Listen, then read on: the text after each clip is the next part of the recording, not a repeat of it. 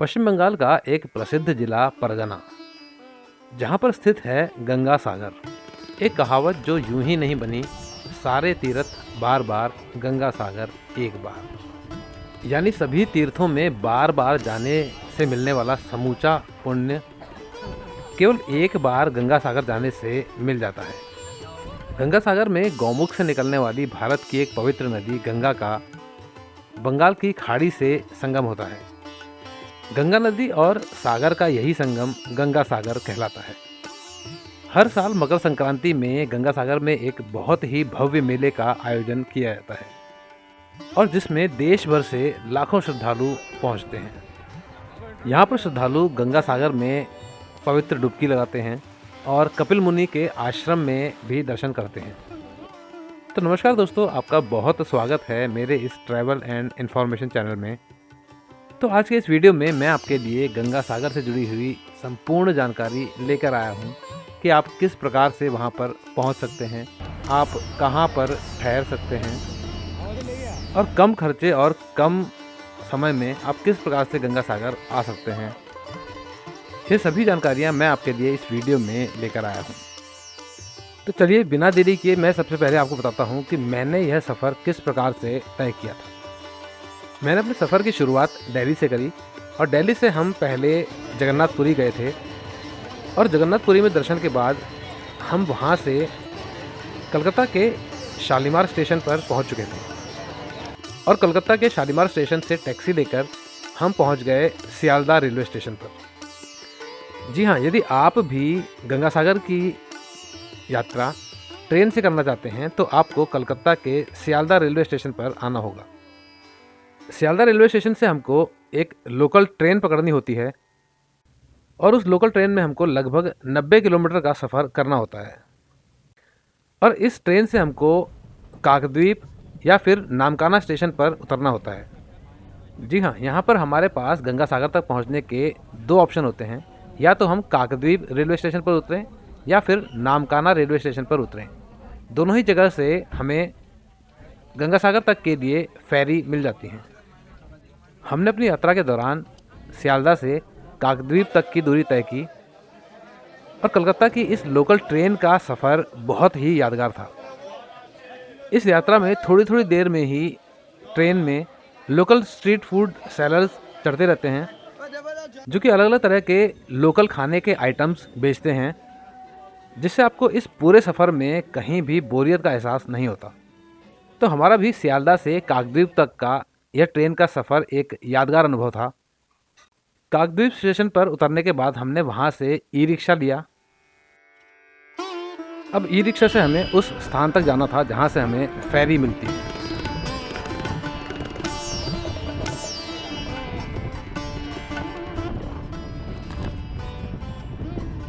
यहाँ से e rickshaw हमको उस पॉइंट पर छोड़ देता है जहाँ से फेरी चलती हैं और जहाँ से शुरू होता है हमारा पानी के जहाज़ का सफ़र।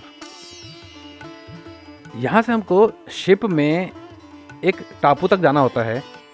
इस टापू को सागर द्वीप के नाम से भी जानते हैं।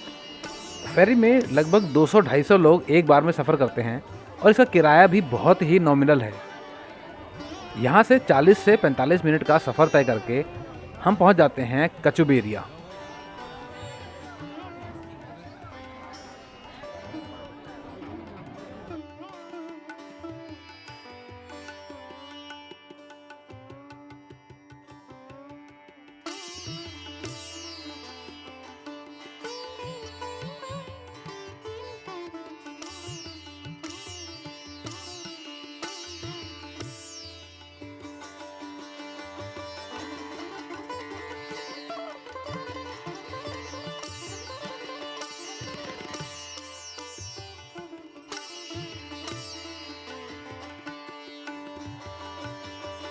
कचुबेरिया सागर द्वीप टापू का वह पॉइंट है जहाँ पर फेरीज हमको छोड़ देती हैं।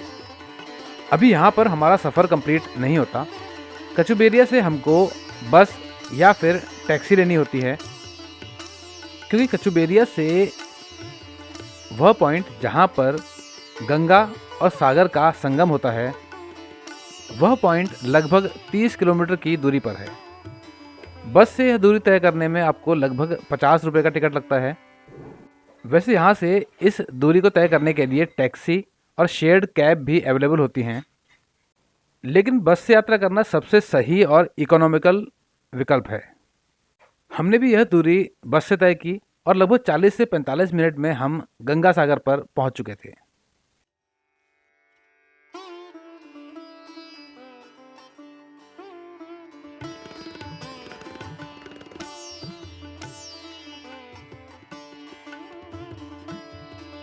बोर्ड पे यहाँ लिखा हुआ भी है, Ganga Sagar bus terminus service available, car parking, food court, drinking water, public toilet, waiting shelter, सब कुछ है यहाँ पे। तो इस जगह पे उतरे हैं।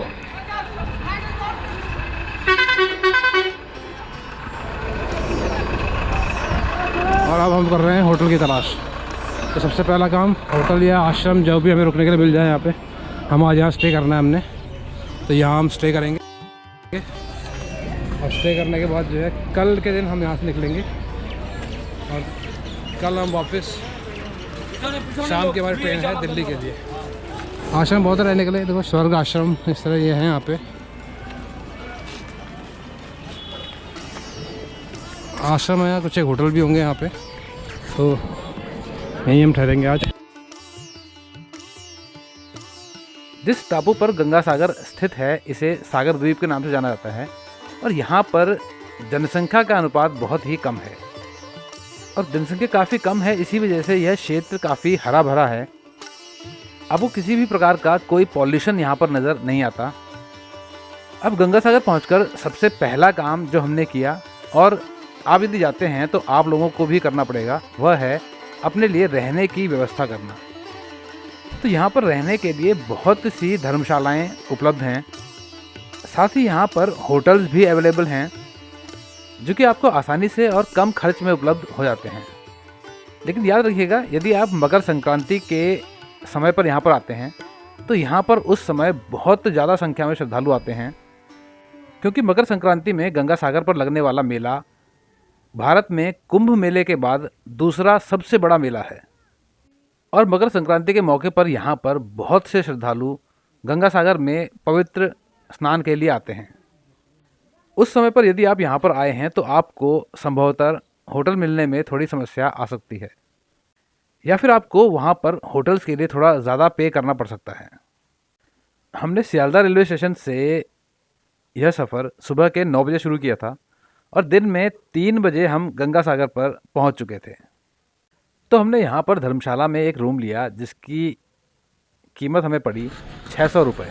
तो अभी मैं आपको अपना आश्रम दिखाता हूँ जहाँ पर हम रुके थे। इस आश्रम में हमने स्टे किया है और आश्रम से जो व्यू मिलता है वो कुछ ऐसा है। नीचे वाटर बॉडी है,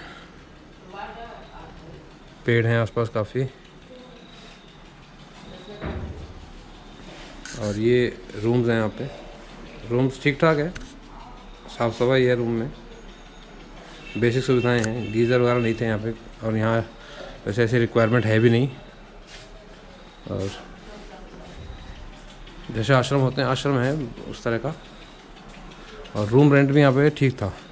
आप यदि यहाँ पर आते हैं तो एक बात का विशेष ध्यान रखिएगा कि यहाँ पर मच्छर बहुत हैं, इसलिए अपने साथ मॉस्किटो रिपेलेंट ज़रूर लेके आइए। अब यहाँ पर एक दिन स्टे करने के बाद हमने अगले दिन गंगा सागर में स्नान किया। गंगा सागर में मकर संक्रांति के समय पर ही श्रद्धालुओं की ज़्यादा संख्या देखने को मिलती है। इस समय पर यहाँ पर बहुत ज़्यादा लोग नहीं थे, तो हमें यहाँ पर ज़्यादा भीड़ की वजह से कोई परेशानी नहीं हुई। यहाँ स्नान के बाद कपिल मुनि मंदिर में भी दर्शन किए जाते हैं, जो कि यहाँ से लगभग 1 किलोमीटर की दूरी पर है। तो हमने स्नान के बाद कपिल मुनि मंदिर में दर्शन किए। श्री गंगा, कपिल मुनि और राजा सागर, यहाँ पर राजा सागर हैं, कपिल मुनि और वो माता गंगा हैं। इन तीनों का यहाँ पे विग्रह लगाए गए हैं।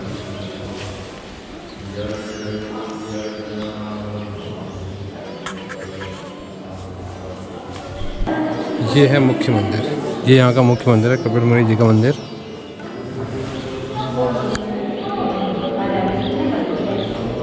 यहाँ से बाहर आने पे जो है ये एक स्थल।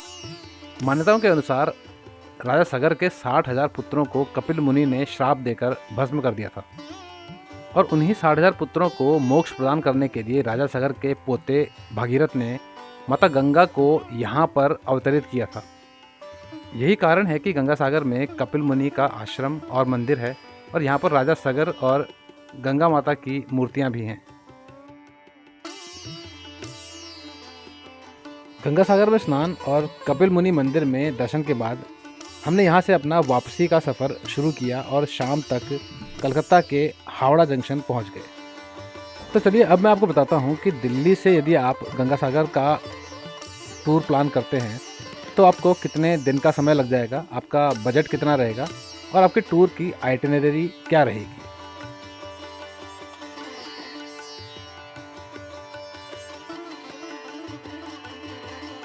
तो चलिए अब मैं अपनी वाणी को विराम देता हूँ। वीडियो यदि पसंद आया तो वीडियो को लाइक और शेयर ज़रूर कीजिएगा। नई जगह और नई जानकारी के साथ मैं आपसे फिर मिलूँगा एक नए वीडियो में।